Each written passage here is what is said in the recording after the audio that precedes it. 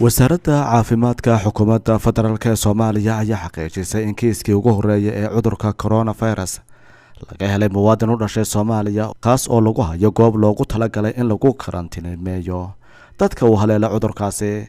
wasiirka caafimaadka ee xukuumadda federaalk ee Soomaaliya Foosiya Abubakar Nuur ayaa warbaahinta u sheegtay in dadaal dheeraad ah ku bixinayaan sidii loola tacaali lahaa bukaankaasi oo ka yimid dalka dibadiisa. dadweynaha Soomaaliyeed umada aan u sheegno in maanta oo ay tahay 16 bisha Maarso 2020 aan xaqiijinay xaaladii ama keyskii ugu horeeyay oo coronavirus ah. sidaad la socotaan waxaa jira muwaadiniin Soomaaliyeed oo dibadda ka timid oo lagu hayay airportka dhexdiisa si loo hubiyo caafimaadkooda maadaama ay ka yimaadeen meel caabuq aad iyo aad ugu koreeyay. waxay ahayd taxadar meel loo asteeyaa la geeyay waxaana laga qaaday wax walbana waa la baarayay. waxaa laga qaaday baaritaankii loogu talagalay in lagu ogaado caabuqa infectionka coronavirus ee COVID-19 loo yaqaano. saakay ayaa resultiga jawaabtina loo keenay hal qof ayaa cudurkii qaba. waxaan xaqiijinaynaa dadweynaha oo xaqiijinaynaa dadkaas karantiilka la geliyay uu ka mid yahay qofkan muwaadinka Soomaaliyeed waa muwaadiniin Soomaaliyeed inay dad aan wax calaamado ah symptomski cudurka leh aysan jirin oo qofna uusan qabin ay caafimaad qabeen ay haddana wada ladan yihiin laakiin in jirkiisa qofkan uu ku jiro. dadka meel ay ku karantiilan yihiin sidaad la socotaan usbuucyadii dambe oo dhan dawladda waxay wada dadaalo badan oo looga hortagayo cudurka inuu ka dilaaco wadanka haddii uu soo galo. waxaa la sameeyay meelo lagu karantiilo dadka ee ka yimaada meelaha cudurkaas uu ka jiro muddo ka yar 14 casho. dadkaas hadda aan sheegayno ee ka yimid midkood laga helay waxay ahaayeen dad ka yimid meelaha caabuqa uu ka jiro waqti yar gudaheeda. meelaha dadka lagu karantiilayo waxaa loogu talagalay in dadka lagu haayo aan bulshada lagu deynin ilaa laga hubinayo laga qaadayo baaritaan la xaqiijinayo caafimaadkooda in cudurkii uu ku jiro jirkooda kadibna haddii ay caafimaad qabaan lagu daayo bulshadii oo xaafadahoodii iyo reerahoodii ay u tagaan.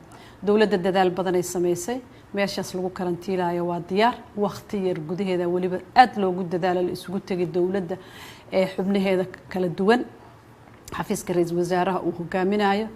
waxaa la sameeyay waxaa la diyaariyay isbitaal haddii xaalado ay soo baxaan lagu daaweeyo. isbitaalkii qalabkiisii waa la nadiifiyay waa la baneeyay waa la diyaariyay si looga hortago in qofkii uu soo rito xanuunka uu u dayacmo. dadaal badan ayaa jira. qalabkii qaar waa la dalbay qaar waana loo keenay. wax dhib oo hadda ka muuqda dadkaas iyo qofka cudurka viruska korkiisa laga helay ma jiraan. waxaan rabnaa ummadda inaan u xaqiijino inay isdejiyaan aan la socodsiin doona mar walba xaaladda meesha ay maraysa haddii ay wax soo kordhaan laakiin wacyigelintii wasaaradda caafimaadka ay hogaaminayso hay-adaha dawladda culamaa u diinka masaajidyada qaybaha kala duwan ee bulshada ay isugu tagtay way soconaysaa. waxaan ka codsanaynaa ummadda inay dadaalaan inay taxadaraan ayagoo aanan argagax isgelinaynin ama dadka gelinaynin in ma aragtay wax kastoo lagu yareyn karo inuu cudurkaas fido in lagu yareeyo nadaafadda in lagu dadaalo in la iska ilaaliyo goobaha ay dadka ku badan yihiin in shirarka ay baaqdaan haddii laga maarmo intooda badan safarada dhinaca kale wasiirka wasaaradda gaadiidka iyo duulista hawada Maxamed Cabdullaahi Salaad Omar ayaa sheegay in la joojiyo duulimaadyada caalamiga ah ee yimaada Soomaaliya iyo kuwa ka baxa dalka laga bilaabo 18 bishan ilaa 3 bisha foodeena ku soo haysa ee Abriil.